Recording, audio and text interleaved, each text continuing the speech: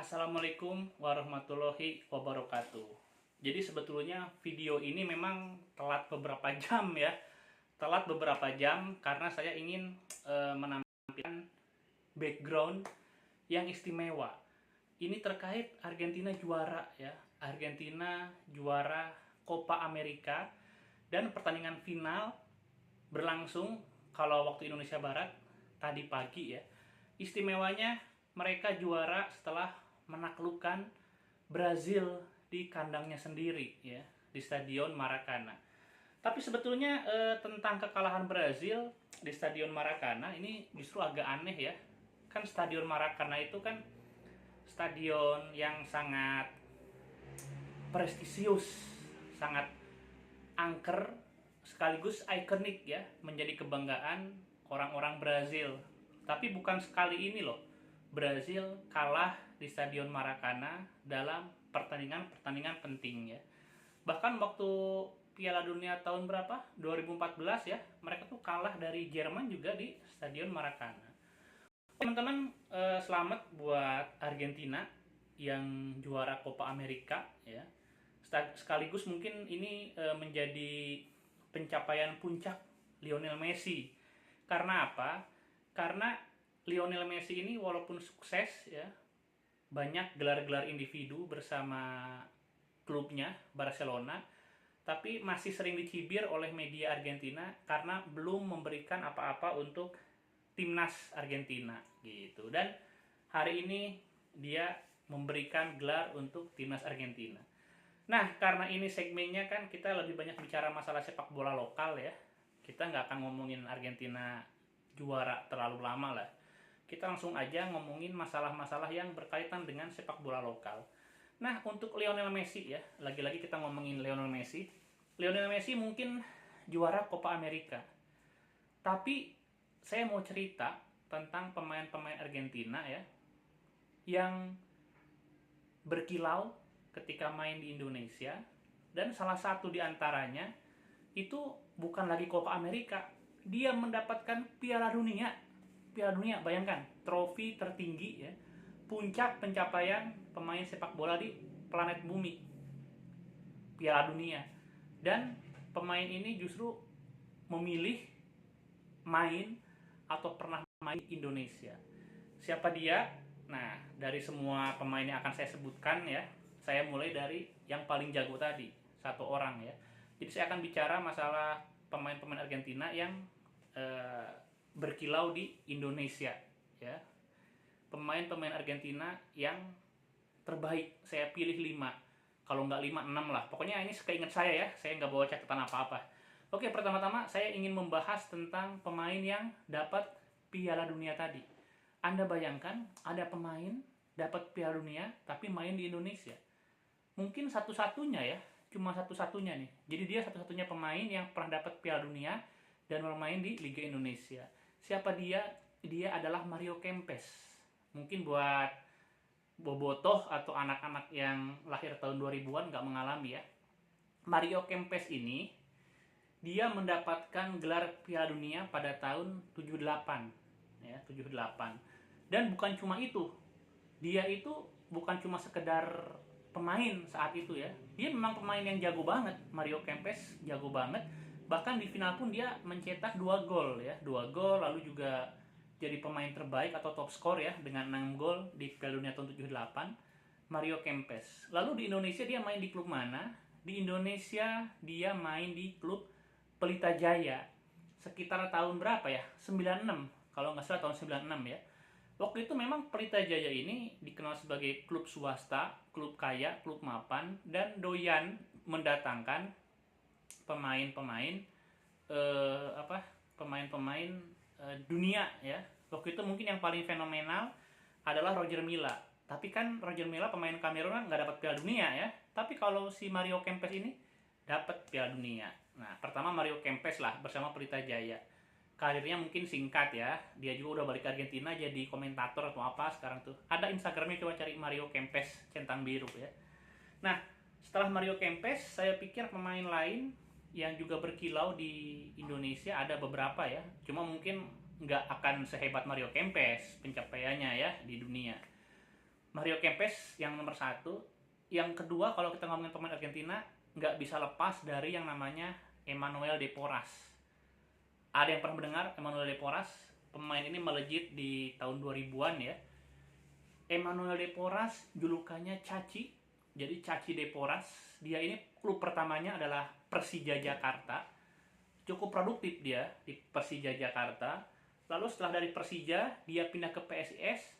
Makin bagus ya, makin bagus. Bahkan kalau zaman dulu saya kuliah ya, kalau ada orang Semarang itu ngomongin PSIS pasti ngomongin de Porras.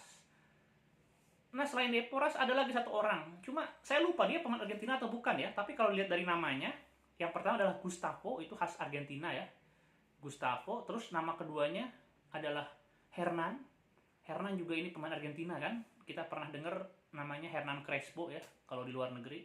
Nah, Gustavo Hernan Ortiz ya. Nah, Ortiz juga ini menjadi partner ideal buat de Porras ya. Jadi ada duet dulu tuh di Persija sama di PSIS ya. Ini dua nama ini, Emmanuel de Porras dan Gustavo Hernan Ortiz. Nah, wah keren lah pokoknya ya. Saya nggak bisa cerita terlalu banyak tentang dua pemain itu. Jadi udah tiga ya. Mario Kempes, de Porras, Ortiz. Satu lagi ada yang namanya itu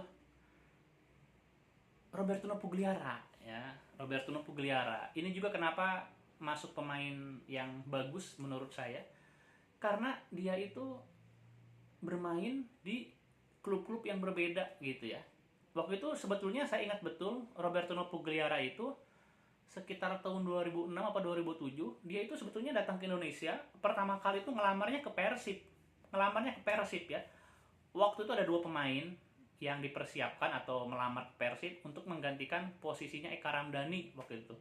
Eka Ramdhani itu nggak bisa main untuk Persib selama beberapa bulan ke depan.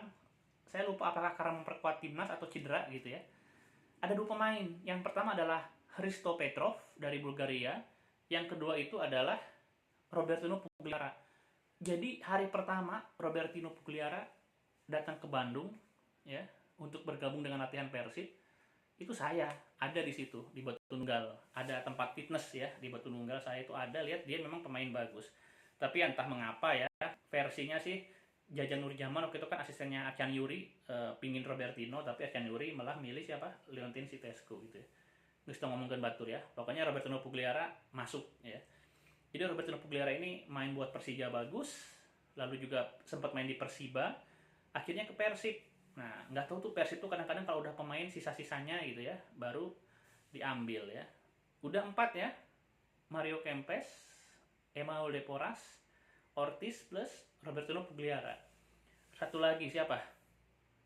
Gustavo Cena kayaknya ya. Nah, Gustavo Cena ini juga pemain yang pertama kali main di Persija Jakarta ya. Gustavo Cena Persija Jakarta. Istimewanya Gustavo Cena ini, dia ini pemain didikan Boca Junior.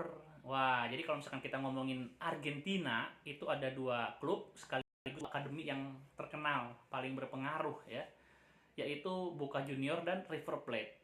Nah, Gustavo Cena ini dari Boca Junior. Dia main ke Persija awal-awal cukup bagus ya. Bagus. Berikutnya sempat main juga dia mungkin identik itu dengan PSMS ya. Malah ke PSMS dia itu semakin identik ya, bahwa Gustavo Cena pemain Argentina itu klubnya itu PSMS gitu. Udah 5 tuh. Kalau misalkan mau ditambah ya ada kayak misalkan siapa, Bauman ya. Bauman terus Vizcarra gitu. Tapi saya pikir kalau buat pencapaian ya, walaupun ini kita nggak ngomongin masalah hebatnya doang ya, tapi juga track record, jejak mereka sama identiknya gitu ya. Kalau Bauman walaupun bagus ya kan biasalah, maksudnya dia pemain bagus, pemain jago, tapi kan nggak meninggalkan yang gimana gitu, biasa aja gitu ya. Kalau buat Vizcarra oke lah, Vizcarra udah lama ya di Indonesia. Justru Vizcarra ini seingat saya dia itu malah lama banget tuh di Semen Padang ya. Waktu di Semen Padang Vizcarra ini justru identik, jadi lama stay dan dia mulai mencintai Indonesia, bahkan udah jadi WNI ya. Udah kita bahas berapa? Mario Kempes, Emmanuel de Porras, Gustavo Hernan Ortiz, Robertino Pugliara, Gustavo Cena, Bauman, sama Saya Vizcara ya. Kayaknya udah cukup lah 7 ya. Kalau yang 2 tadi terakhir belakangan bonus lah tambahan ya. Karena menurut saya yang betul-betul punya jejak istimewa itu adalah 5 pemain Argentina yang saya sebutkan di awal gitu ya, teman-teman. Jadi video ini telat tapi not bad ya, worth it ya. Saya dengan susah payah menemukan background Bianco Celeste. Bianco itu putih ya, Celeste biru langit. Putih Celeste. Ya kalau jersey udah nggak perlu ditanya ya, jersey. Oh iya, jersey ini kalau misalkan Anda lihat, ini sponsornya sponsor klasik ya. Ini waktu Argentina juara dunia tahun 86. Caranya pemain paling besar mereka nih. Nah, Maradona ya. Maradona. Udah meninggal, sayang sekali ya. Mungkin ini yang cukup menyesakan. Jadi Lionel Messi itu kan banyak dikaitkan dengan atau sebagai titisan Maradona. Tapi ketika Messi mendapatkan trofi untuk negaranya Argentina, walaupun bukan Piala Dunia ya, tapi Copa America, sayangnya Maradona sudah berpulang gitu ya, udah meninggal. Oke, gitu aja. Selamat buat yang masang Argentina. Masang, kasarnya taruhan ya. Tapi saya tahu Anda pasti ada yang judi, ada yang taruhan dan masang Argentina dan menang banyak hari ini. Oke, assalamualaikum warahmatullahi wabarakatuh.